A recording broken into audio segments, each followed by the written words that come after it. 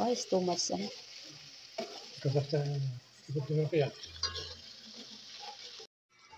So, magkikisa po si Habi ng mulukiya, guys. Kumbaga, mulukiya ibig sabihin is saluyot.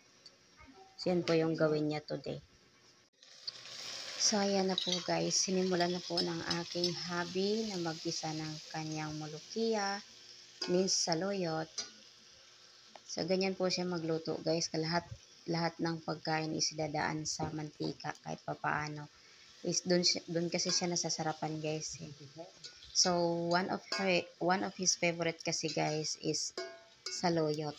Kahit na sa ibang bansa kami, guys, is talagang mag-order kami sa online ng saluyot.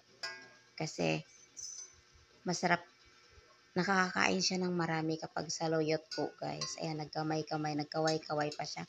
Kaway-kaway po kayo dyan, mga fans. So, after po niya yan igisa is nagpapakulo po siya ng tubig. And, matapos niya na yan maigisa yung saluyot, is lagyan niya ng tubig. So, ganun po siya kasimple, guys, magluto ng pagkain. Lalo na kapag gusto niya, siya talaga magluluto. Siya talagang mangungusina. Kaya, sa kanya ang kusina ngayon, guys. Bali, ang nilagay niya sa chicken cubes is 2 piraso kasi hindi siya makontento sa isang chicken cubes lang, guys. Kaya, 2 talaga piraso ang lagi niyang ginagamit na cubes.